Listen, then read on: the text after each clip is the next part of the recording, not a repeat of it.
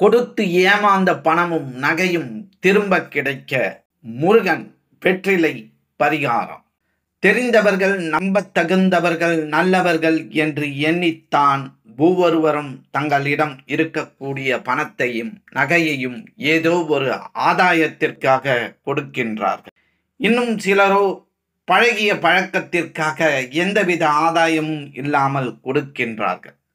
அதை வாங்கியவர்கள் திரும்பத் தராமல் ஏமாற்றினாலோ அல்லது திரும்பத் தருவதற்குரிய சூழ்நிலை அவர்களுக்கு இல்லாமல் இருந்தாலோ அதனால் பாதிக்கப்படக்கூடியவர்கள் நம்பியவர்கள் மட்டுமே.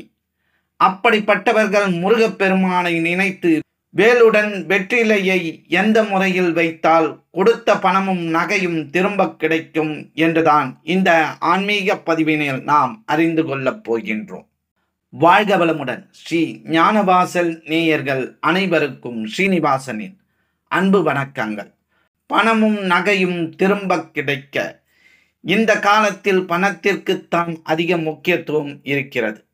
பணத்தை கஷ்டப்பட்டு சம்பாதிப்பது பெரிய விஷயம் இல்லை. அதை சேர்த்து வைத்து நமக்கு உபயோகமாக நாம் பயன்படுத்தி கொள்ள வேண்டும். அப்பொழுதுதான் அதற்கு முழுமையான பலன் கிடைக்கும்.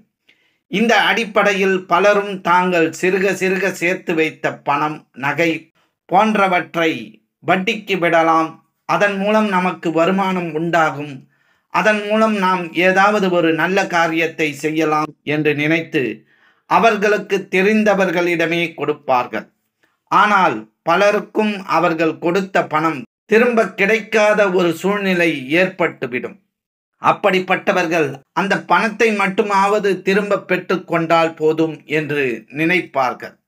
எவ்வளவு முயற்சி செய்தும் பணம் திரும்ப கிடைக்கவில்லை என்னும் பட்சத்தில் இறைவனிடம் சரணாகதி அடையலாம். அந்த வகையில் முருகப்பெருமானை எந்த முறையில் வழிபட்டால் நாம் கொடுத்த பணமும் நகையும் திரும்ப கிடைக்கும் என்பதனை அறிந்து கொள்வோம். இந்த வழிபாட்டை சுப முகூர்த்த நாளாக பார்த்து பிரம்ம முகூர்த்த நேரத்தில் செய்ய வேண்டும். இதற்கு நமக்கு ஒரு சிறிய அளவிலான வேல் வேண்டும். ஒரு காற்று புகாத மூடி போட்ட பாத்திரத்தை எடுத்து கொள்ளுங்கள். அது எவர் சில்வர் பாத்திரமாக இருந்தாலும் சரி, அல்லது பிளாஸ்டிக் பாத்திரம், கண்ணாடி பாத்திரமாக இருந்தாலும் சரி, எடுத்து கொள்ளுங்கள். அடுத்ததாக மஞ்சள், குங்குமம், பச்சரிசி, கிழியாத ஒரு நல்ல வெற்றிலை, சிறிது பச்சை கற்பூரம். பிரம்ம முகூர்த்த நேரத்தில் வீட்டு பூஜை அறையில் தீபத்தை ஏற்றி வைத்து கொண்டு முருகப்பெருமானை மனதார நினைத்து யாரிடம் இருந்து எவ்வளவு பணம் வர வேண்டுமோ அது திரும்ப வர வேண்டும் என்று நினைத்து கொண்டே இந்த பரிகாரத்தை செய்ய வேண்டும். முதலில் சிறிதளவு மஞ்சள் தூளை அந்த பாத்திரத்தில் தூவி விடுங்கள். அதற்கு மேல் குங்குமத்தை சிறிதளவு தூவி விடுங்கள். அதற்கு மேல் பச்சரிசியை பரப்பிக் கொள்ளுங்கள். அதிக அளவில் பரப்ப வேண்டும் என்று இல்லை. குங்குமமும் மஞ்சளும் தெரியாத அளவிற்கு பரப்பினால் போதும். இப்பொழுது கிழியாத ஒரு வெற்றிலையை எடுத்து அந்த வெற்றிலையில் சிவப்பு நிற பேனாவை பயன்படுத்தி யார் நமக்கு பணம் தர வேண்டுமோ அவர்களின் பெயரை எழுத வேண்டும். எவ்வளவு பணம் தர வேண்டுமோ அந்த தொகையையும் எழுத வேண்டும். அதை அப்படியே எடுத்து அந்த பாத்திரத்தில் வைத்து அதற்கு மேல் பச்சை கற்பூரத்தை வைக்க வேண்டும்.